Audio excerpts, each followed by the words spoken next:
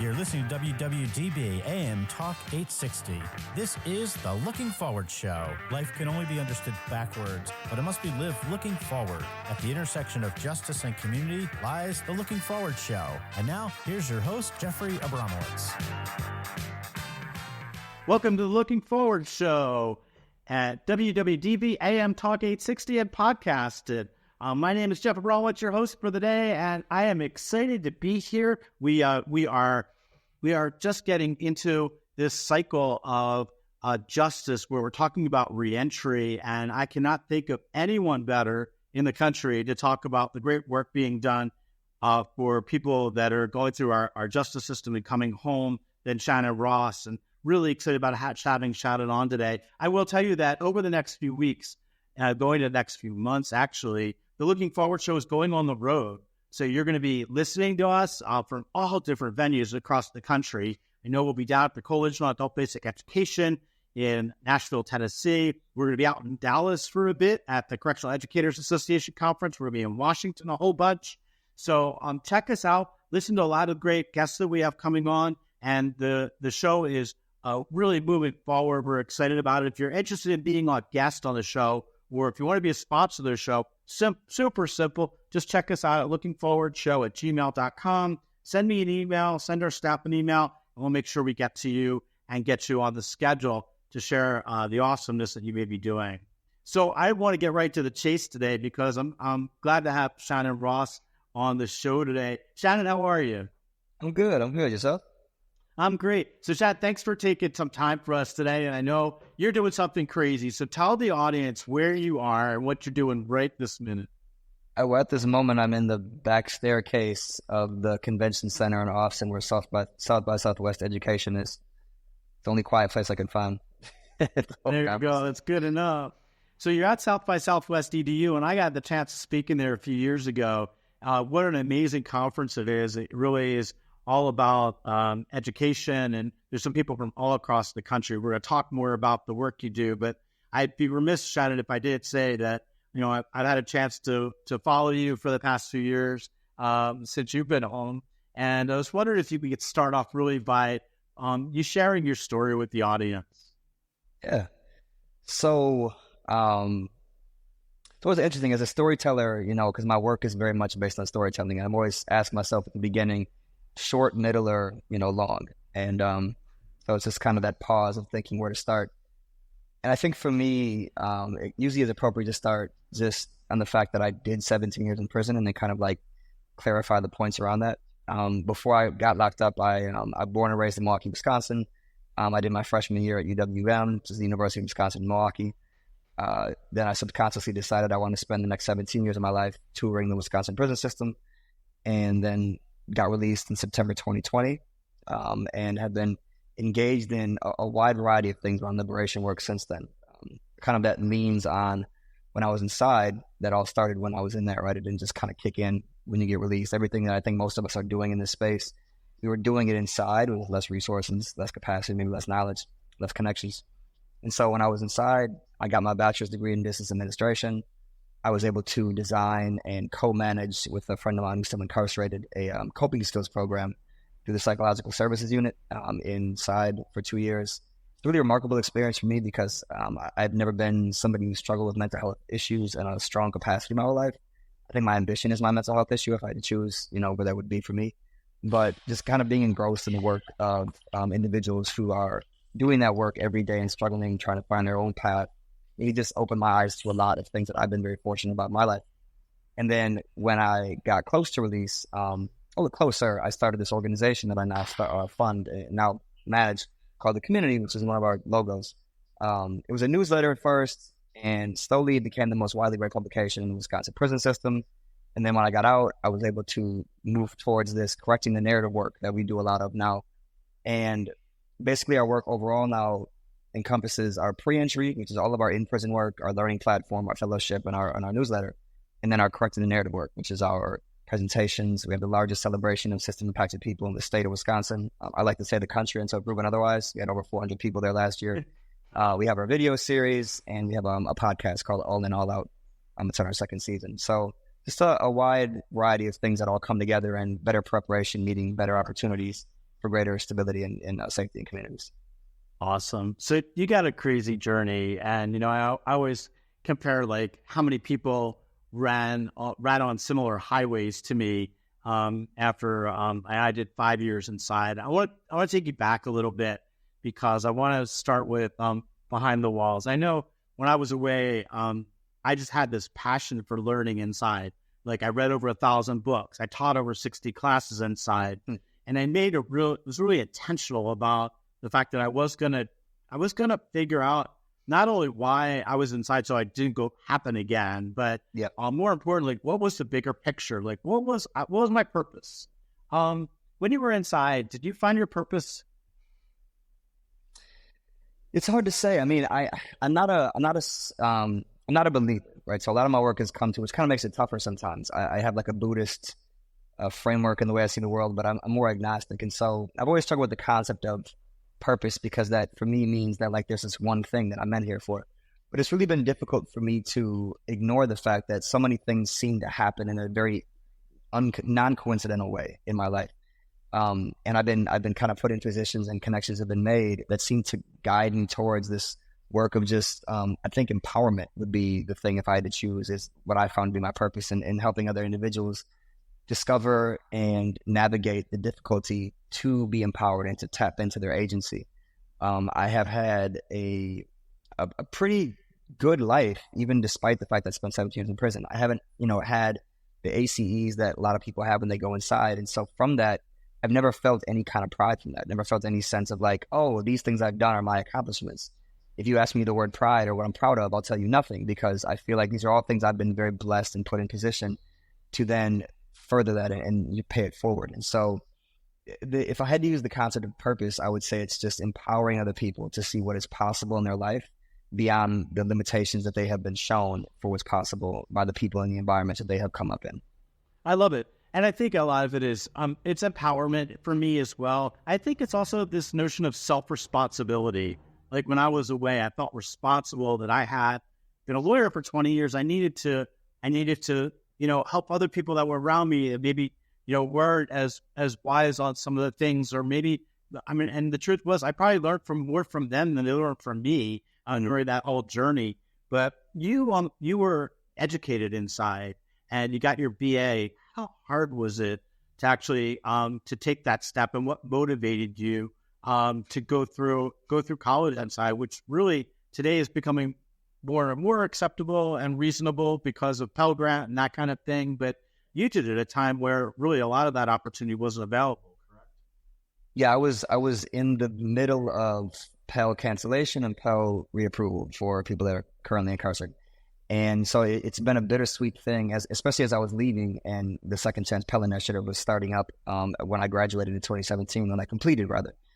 And people getting the secure books and getting all the resources and support. And I'm like, that's great. Like I didn't have any of that. I'm happy for you, but I'm also kind of like, I wish I would have had some of that. So yeah, the whole time I was in, it was my family and friends just helping out. There were occasional grants that I was able to get, but not much at all. A couple $1,000s over the course of like 11-year journey. Didn't come out so much for the courses. So it was largely friends and family. And starting it was more so a matter of, I'm not a fan of formal education, kind of like you just said. I'm big on learning. I'm big on just kind of finding my path. I'm very much an autodidact. I don't really need a thing behind me pushing me forward. But to a point, my aunt was saying, hey, we'll pay for a couple courses if you want to take them. And I was like, no, I don't want to do that. And after a while, I just kind of said, you know what, I'm going to be here for a while. I get out, I might need a master's degree to get a janitor job. So I might as well try and, get my degree. And so took him up on it. Started out real slow for a couple of years, just taking a couple classes here and there. And then I met a friend of mine who got transferred to another facility. And he was taking like a full load every semester, just breezing through, like nothing was getting his way. And I'm a competitive person, and that comes into play in kind of negative and good ways a lot of times in my life. But I saw that, and I'm like, I could do more than I'm doing. And like, so that was the key thing for me that kicked into high gear, me taking more courses and trying to have like a goal of finishing in a certain amount of years rather than just like, I'll just keep doing this bit by bit. And the thing about getting my degree inside that's so interesting is that it was never the coursework that I found the most difficult. It was dealing with the system. It was almost like having to get a degree was more about the struggle of, can you do this while in prison, and all the limitations and all the things they put in your way and all the no's and all the headaches. And that was more so the lesson rather than like the overall classes I was taking sometimes. And so, yeah, that was just the most interesting lesson I think I took from my experience, was not getting the degree, but like that environment and the creation of. Sir Shadden, you gotta give us more, Shadden. You gotta give us more, because here's why. So I live with some of the stories. So I remember there was a guy. His name was 50 inside, and I was working with 50 to do the same thing. He was trying to pass his first English exam, his first English course inside, and the only thing we had in the facility that I was at was those old typewriters with the spin wheels, where you had to type your papers, and all those papers had to be typed. But the spin wheels, all the spin wheels we had, like either the T was broke or the S was broke or the M, like what the letters on the spin wheel of the typewriter. So for every paper that he typed, we would have to go back over it and like figure out how to make it so that it looked clean. And literally he spent 95% of his time just typing out the 2-page paper, because to submit it, it was like incredible. And then navigating inside it. And that was his own prison, his own commissary they had to use for paper and for ink and for the spin wheel for the typewriter. So what were the challenges like? Can you explain to people inside taking an educational class? I think for sure that was the technology. When we got tablets for us, as a student and a researcher inside getting a tablet, even though it was completely, a money game and it was a crappy product, like all of that, besides the point that it was massively beneficial. Like I didn't have to print stuff out over and over again. The same thing, like it was a huge benefit, even though it's crap. But even before that came, I had numerous times where we tried to rent textbooks, right? Saving hundreds of dollars if we could rent textbooks or just borrow them or just share them. It was against the rules. You couldn't do that. Like you had to buy used textbooks from the school bookstore, which was still massively expensive. There were times when I had to lie to the school that I was applying to just so that I could be at that school. Not the school. I had to lie to the guidance counselor. Because they would only allow you to be in one school at a time. And so I had to be in 2 different schools. So I didn't get kicked out of the one I was in trying to get my degree, but I could get a cheaper class at another school with the state and funding that would save some money that they didn't have the class at the other school. So all these real, kind of rigmarole that I had to do to adjust and get around that. There was a time that is the key story for me, though, when they had a horticulture program. I was at a facility, and there was this program at this minimum that they wanted to get some good students for that they knew were going to complete it, make their numbers look good. So they saw me, and they're like, oh, yeah, this guy's going to complete it. We'll get him in there. And I had vocational optional, I thought, my whole life, but it turned out I had vocational required. No one had ever made me do anything because they saw me taking college courses. So the teacher comes to me and says, hey, you're going to have to take this class. I'm like, oh, let's just talk about it. That doesn't make any sense. Like I have 7 classes left to finish my degree. Clearly, you're going to be reasonable and say, oh, that's different. So I finally got a chance to talk to him, and he says, yeah, no, you're going to have to take the class, or we just won't let you finish your other classes. I'm like, so you're not going to let me finish the classes that I currently have paid for, that my family's paid for, that I'm 7 classes away from completing my degree, just so I can take a horticulture program that I have no interest in doing anything with when I get out. No knock on horticulture. It's interesting to me, but that's not going to be a thing I'm going to do. He's like, well, you never know what you're going to do when you get out. I'm like, are we having an actual conversation right now? Are you listening to what you're telling me? So I said, okay, the education director will surely oppose this, right? I'll just go talk to her. So I met with her, and she says, I don't see a reason why you can't do this. I said, I don't know. What's wrong with you people? So they were going to force me to not have to take any of my classes. I kind of negotiated to get them to say, okay, we'll give you till the end of the year to complete what you're doing, but then you got to take horticulture. I said, okay, I'll wait and let's see what happens if maybe there's a changing of the guard. Fortunately, we got a new education director by the end of that time. He came in, I explained it to him. I don't even think I got to finish talking. And he said, yeah, no, I'll take that off your record. You don't need that. What's the point of you having that? You're getting the equivalent of what we want you to get here in a bachelor's degree. So yeah, just a lot of instances like that. I remember, so I had where I was at a facility that they were starting an aquaponics class, right? And they were going to build an aquaponics farm on the property where the facility was. And they came to me and said, look, you're teaching all these classes. We want you to teach an aquaponics class. Now, I was born and bred in Philadelphia, like big city. I had no idea what aquaponics was. I had never taught a class on aquaponics. And they said, no, we're building this program here. We can't afford an instructor, so you're going to learn, you're going to do it. So I went to the unit and I told them, I asked for anyone that had farming or aquaponics experience, and I found somebody that actually had some knowledge of farming and knew it pretty well. And I said, look, I'll teach us under one condition. I'm going to teach a business startup class as part of this so that everybody leaves with the business plan for whatever they want to do, and we'll blend it into the curriculum. And they conceded. They said, okay. And it's just crazy, like the things you got to do to kind of navigate inside the inside world to make it happen. Congratulations. I think it's amazing that you were able to finish your degree inside.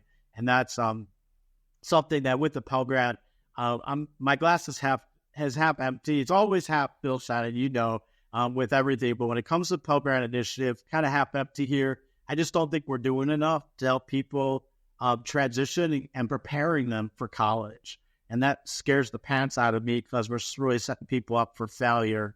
And I want to be super mindful of that. I want to talk for a little bit, and we'll take a break in a second, but I'm curious, you walk out the door, and I know what mine was. What was the first thing you ate? I have probably the most disappointing release day, especially for somebody who spends as long as I spend in prison.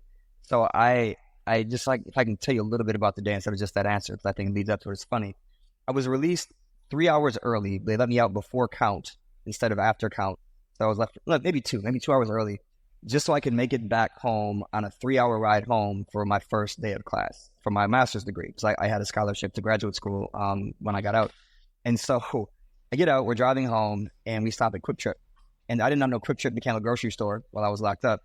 But I went in, I got some mixed nuts. I think I got some fruit, and maybe, because I like to eat healthy. I'm not like a health nut, but I like to eat healthy. And so, yeah, that was it. My first meal was at Quick Trip. Just got some random, health snacks from cheese curds. I think I got cheese curds, too. Yeah. If you're out from Milwaukee, Wisconsin, that's a big thing here.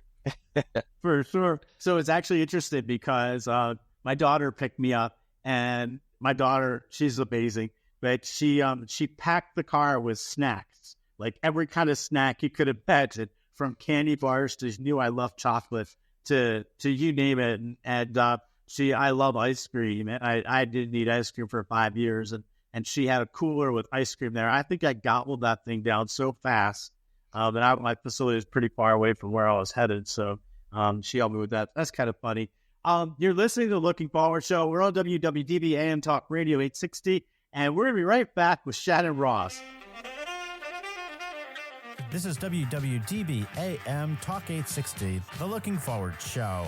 This program is being sponsored in part by the PD Green Program. The PD Green Program supports the academic goals of incarcerated and formerly incarcerated people through high-quality volunteer tutoring programs. The PD Green Program has touched more than 16,000 students, 7,285 volunteer placements, and are located in over 120 sites across the country. To learn more about the PD Green Program, you can go to pdpeteygreen program.org.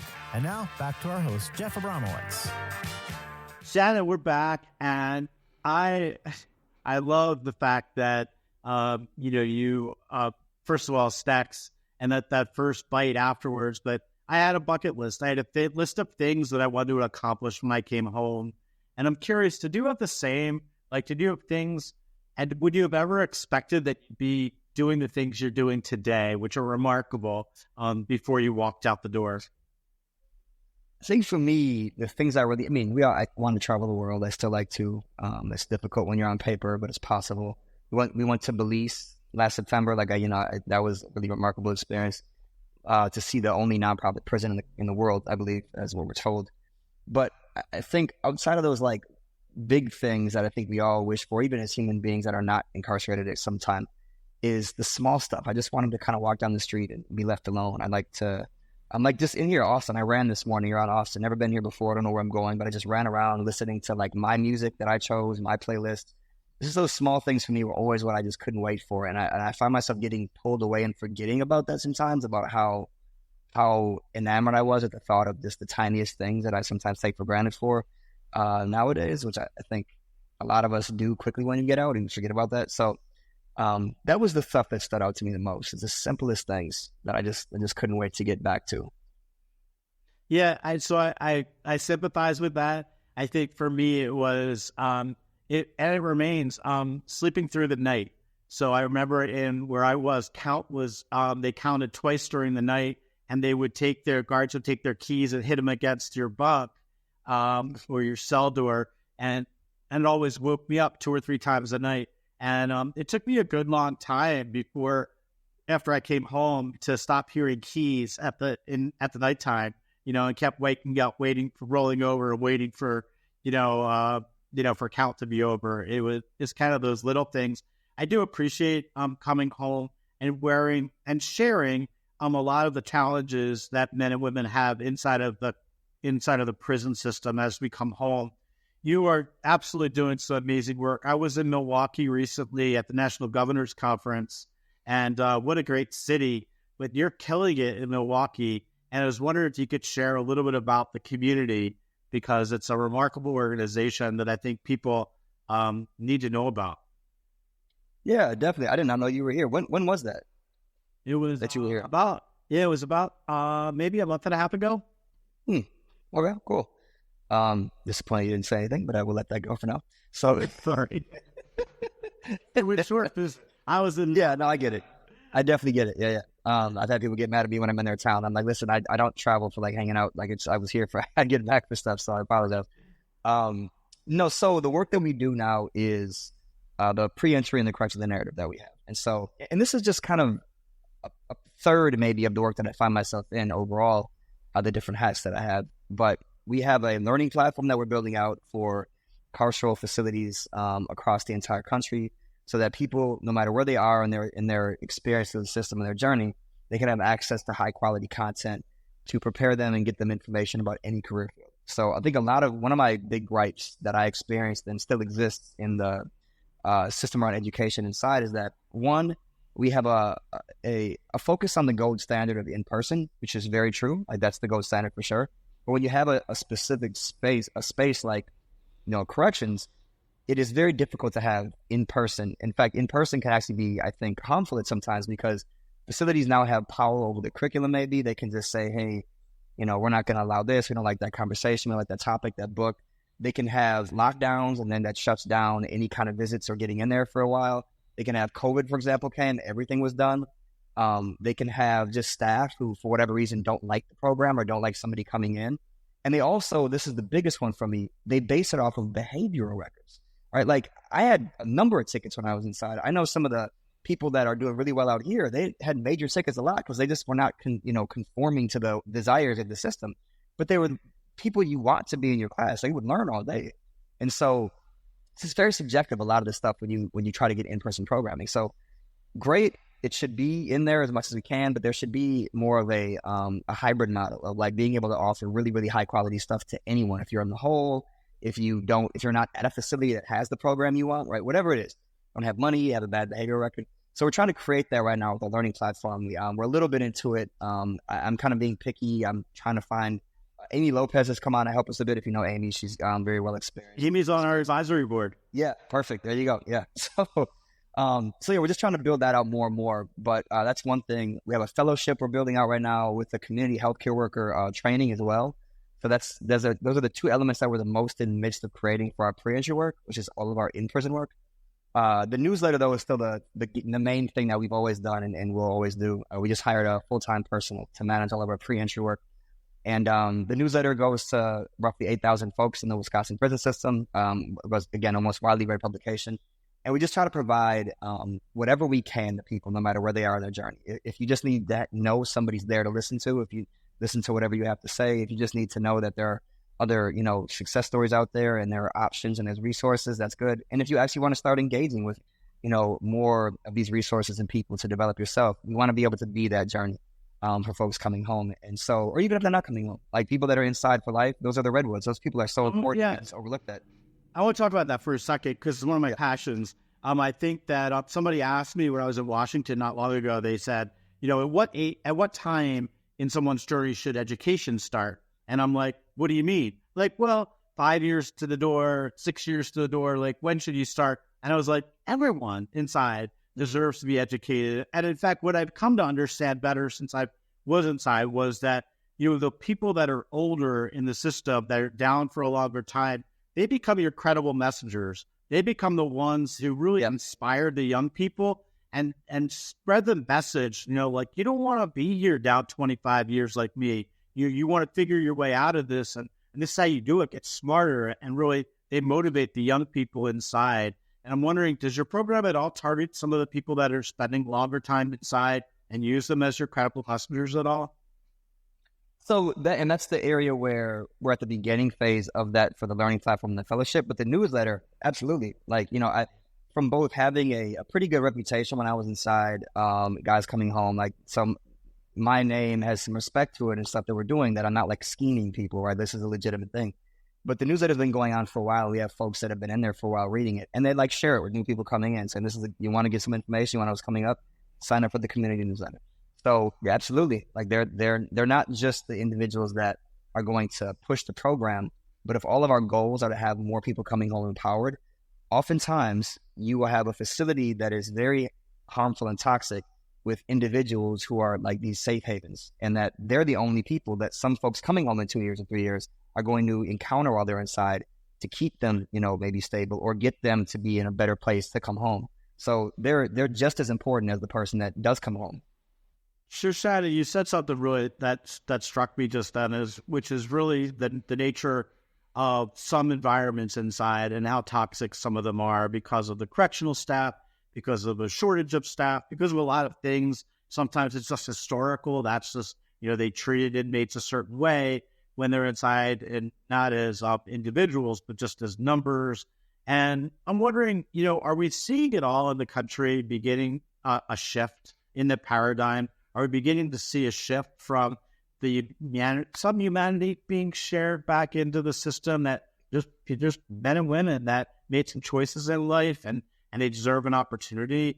Or am I just imagining it?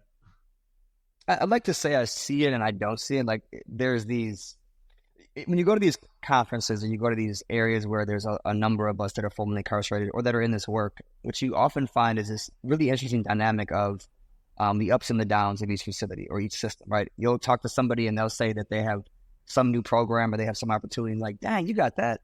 And then you'll talk about what you have at your place and it's like, oh, dang, y'all got that. So it's like these different things that's good and bad in each state.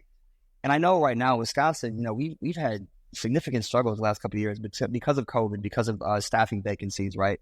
One of my favorite quotes is from Warren Buffett, that when the tide goes out, we see who's swimming with no underwear. And so like when things really got rough in the system, it clearly was security, right? Like at the end of the day, it was ultimately all warehousing and security. And so we need to, be able to be aware that this is the core of what the system is doing. And until there's some fundamental cultural change in the way a state operates or in the way some leadership at a DOC is operating, then, things are going to not be as important as security and warehousing. So I can't really have the most optimistic sense that it's changing enough across the country. I see pockets, I see ups and downs, but I don't know if broadly it is. And that's unfortunate. I'm not sure. Yeah, I'm not sure it is either. I like to think that it is. I like to think, but I've been in my job. I became CEO at the PD Green program a year ago, December. And one of the reason I took the job was because, we work with thousands of college students to bring them inside to help tutor. And, that culture change, I don't think happens just within the walls of prisons. I think it has to happen in society, where we educate young people, we educate society, the challenges of our injustice system or our carceral system. And one of the things I did love is I was reading up a little bit about on the website. You guys have some shirts. I'm going to give you I'll give you some room here to share your website, but you sell a shirt, and on the shirt are some sayings. But one of them that struck me, which I ordered today, was, I believe in building a system more worthy, a justice system of it. I believe in building a justice system more worthy of that name, yeah. Which is kind of crazy. It's a great saying. And I often stop myself from using the word justice system because there's so much injustice that happens with the system itself. And that's something that just never saw. I just born in white middle class, had white privilege all around me. And it wasn't until I lost it all, I lived in a homeless shelter, that began to see in both prison and the shelter what it was really like. When you came home, and now you're doing great work in reentry. kind of pre-entry and preparing people for their next journey. Shannon, what's the secret sauce? Like, what is it we should be telling people inside, as they go through this journey from maybe the second they walk into their prison or jail up through the time that they leave? What should they be thinking about? This is where I get into a lot of the storytelling work that I'm really shocked to find myself so heavily in, because I hated stories the whole time I was in. But I hated like fictional stories. I hated, the TV stories, the dramas, the miniseries. And I can get wrapped up in them as much as anybody. And I would hate that. I hate that I would like watch one and want to watch the next 8. And like, something bitches got me. Like I want to not have to be, roped into something. And so that's basically not healthy for me. But the story that we tell ourselves is the foundation of where we go in this life. If you tell yourself as a person that's incarcerated that the system hates you, that there's no hope, that no one's going to give you a second chance, that you're dumb, you're the views that other people have of you. If you tell yourself all these things, they're going to be true. But I've seen and experienced myself many folks who refuse to accept that narrative about themselves, right? And they would do 2 things I think were very key. And I think this is a key thing for anyone, anywhere, not just people in prison, but especially if you have like this stigma attached to for something that you did in your life. Accountability is huge, right? It's not even a matter of like taking accountability because you are more at fault. It's more about, at the end of the day, a psychological game you're putting yourself in a better position to succeed by.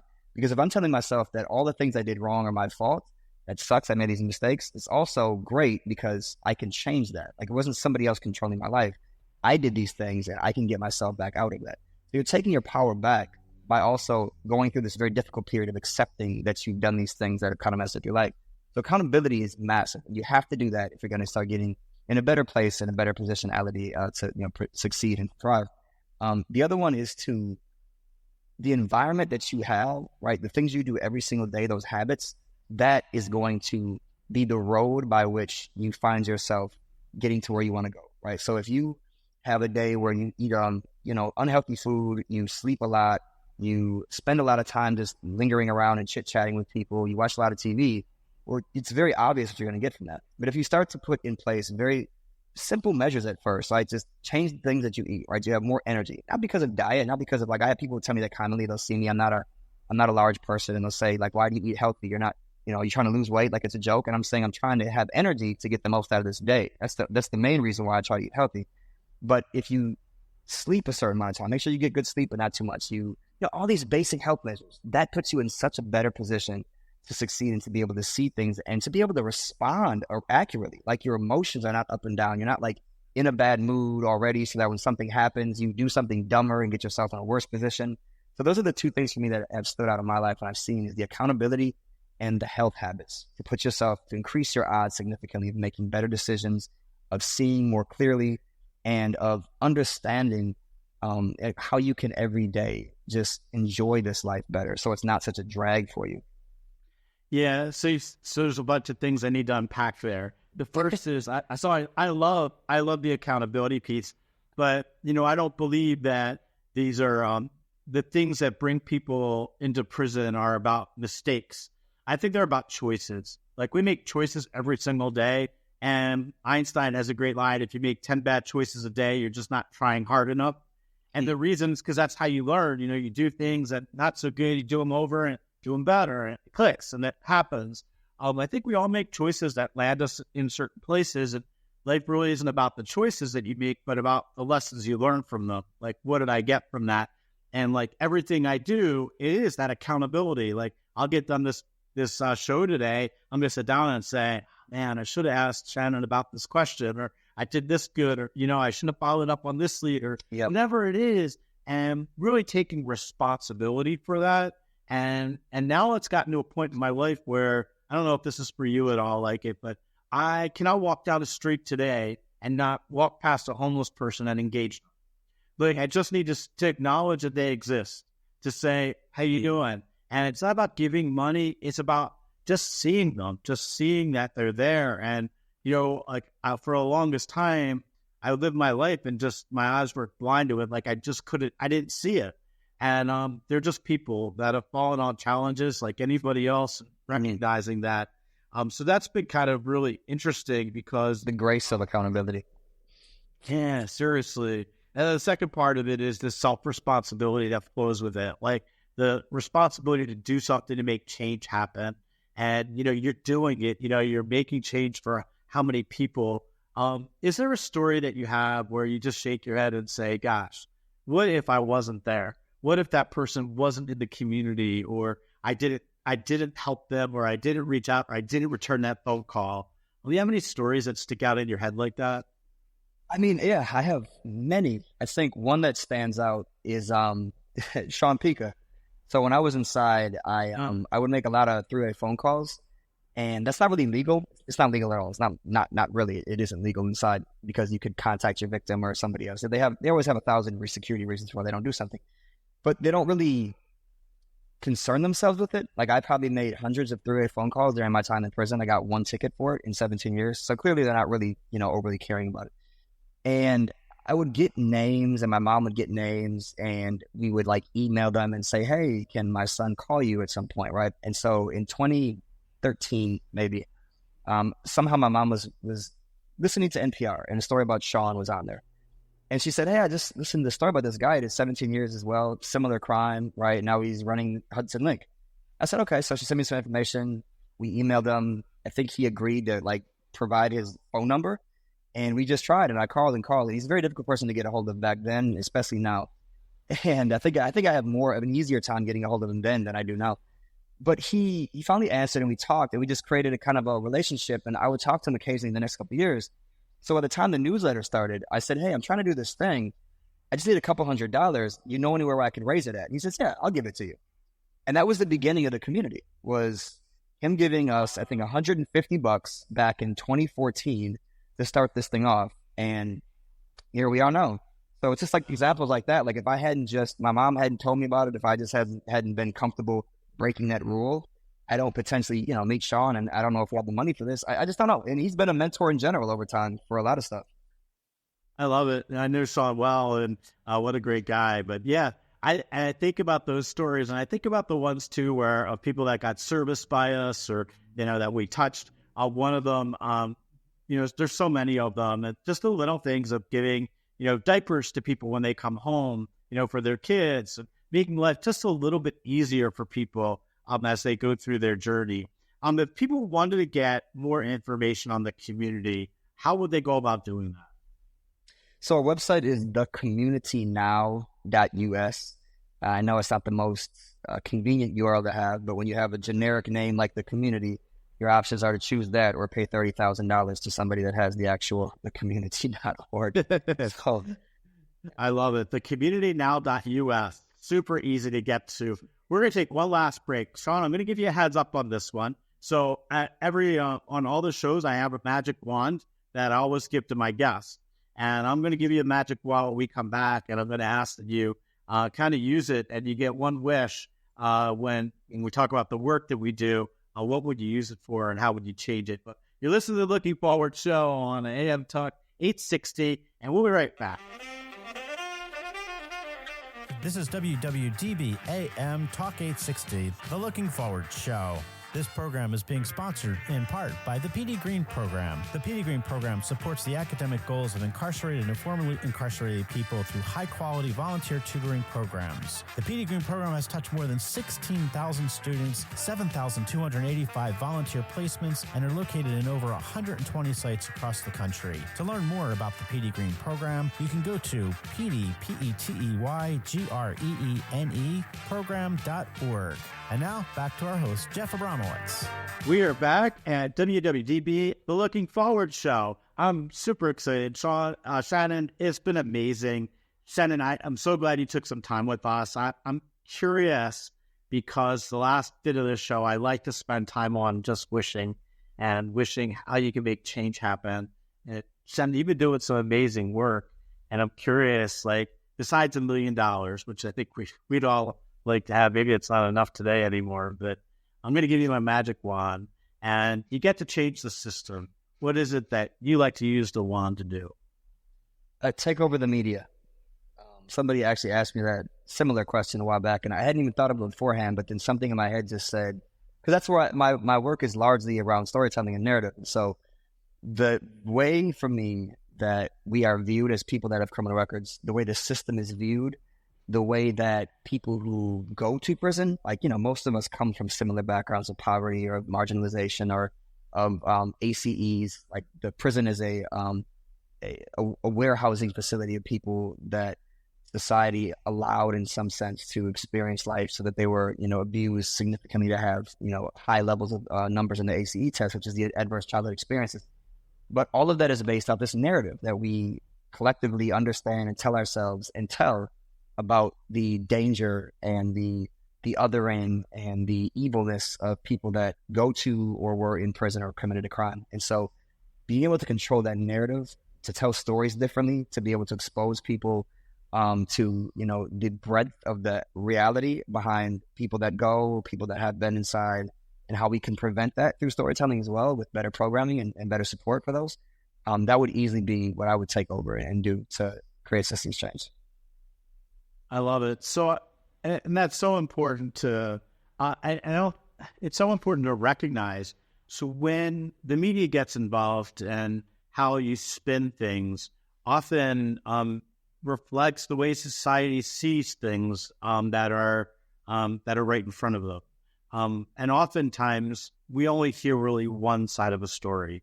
We only hear the side that is spun by the person that's not inside of prison or jail. And we often hear from the prosecution end or from the district attorney end, but we don't often hear from the individuals end.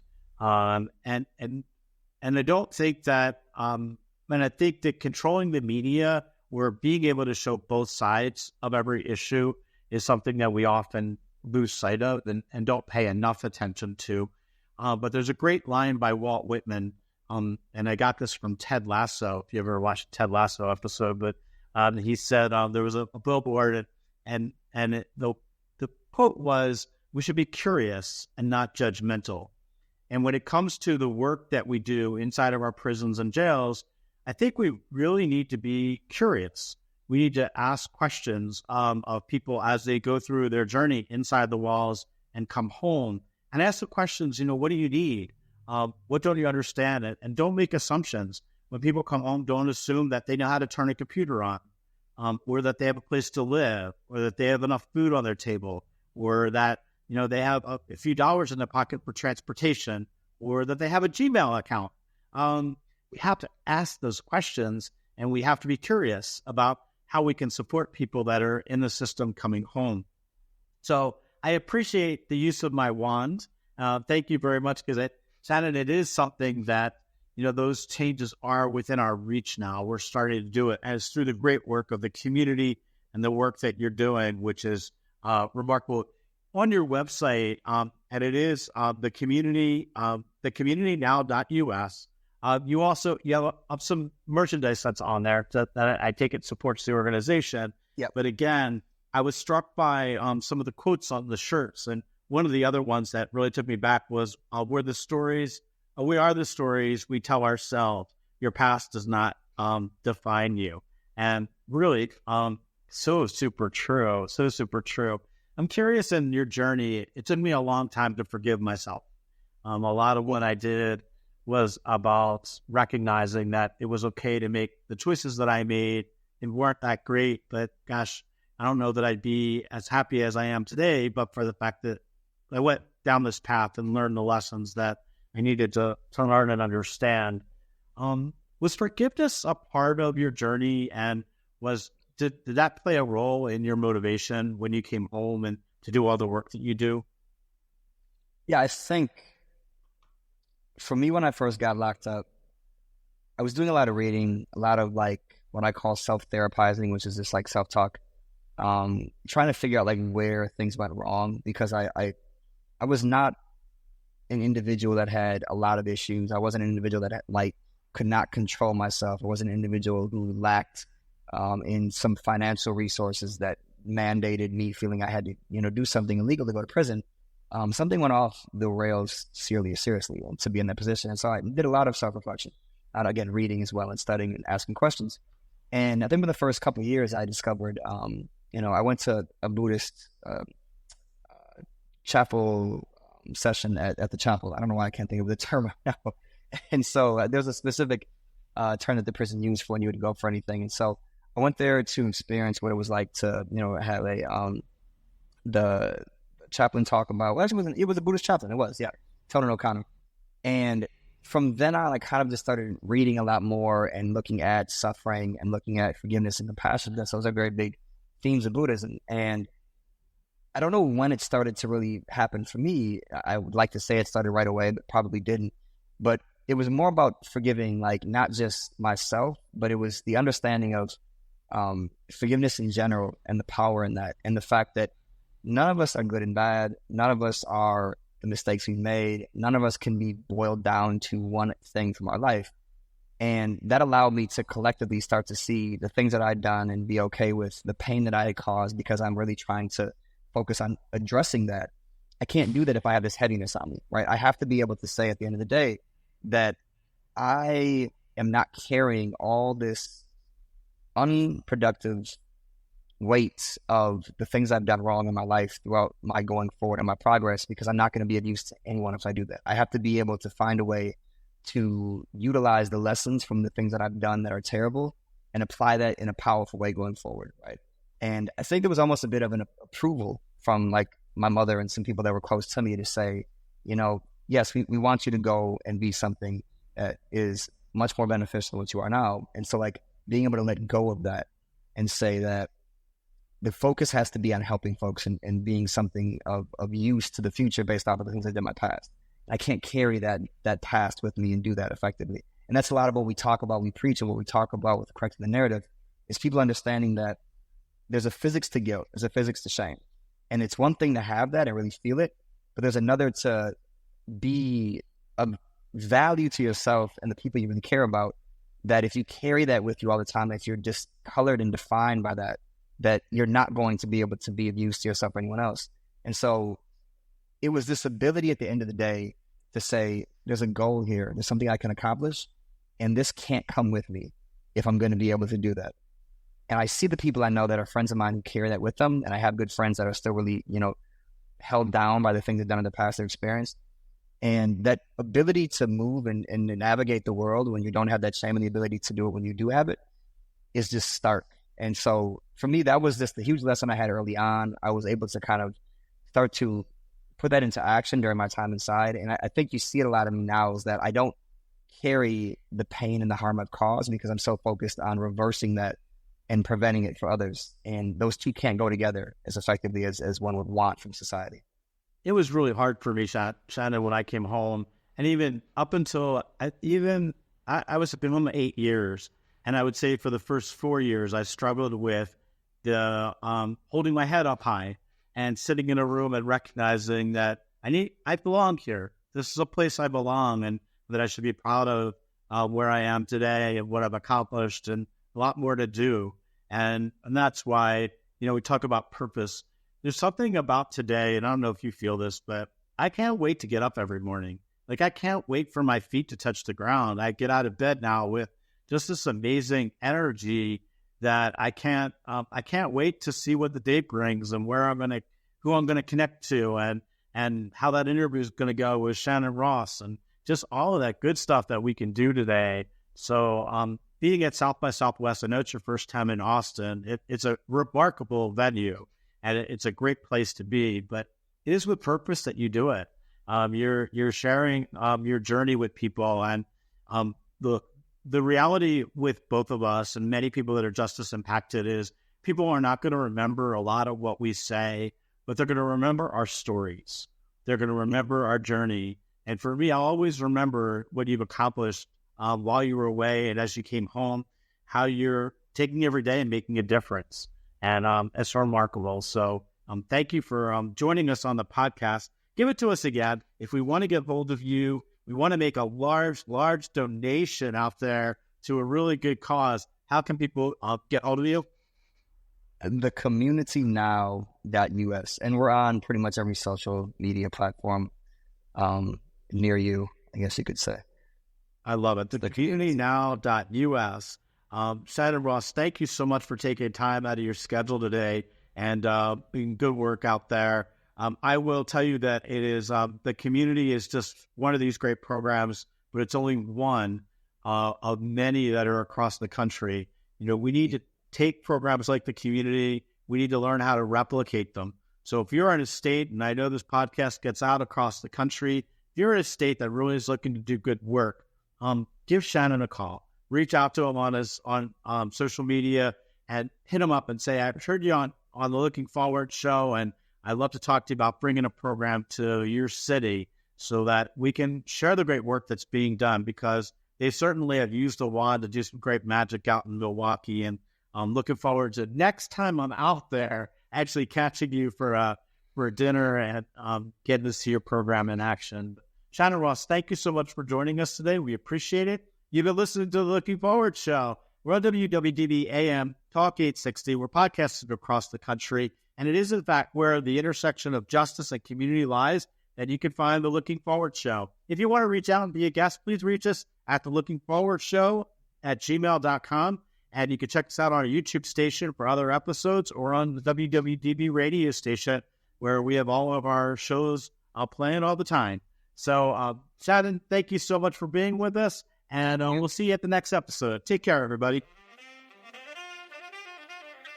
You've been listening to WWDB AM Talk 860 and the Looking Forward show. This program has been sponsored in part by the PD Green Program. The PD Green Program provides educational support for men and women behind and beyond the walls of our prisons and jails across the country. To get more information about the PD Green Program, you can reach us at pdgreenprogram.org. That's PETEYGREENE program.org. If you want to be a guest on the Looking Forward show, it's really simple. All you need to do is send us an email at lookingforwardshow@gmail.com. The Looking Forward show is looking for you. If you have a story to tell and you've been justice impacted, or if you're doing work in the criminal justice sector and want to share the greatness of your organization, whether it's a nonprofit or for-profit entity, please reach out to us. Give us a shout out at lookingforward@gmail.com, and we'll get you scheduled for one of our upcoming shows. You can also find the Looking Forward show on our YouTube channel, The Looking Forward Show.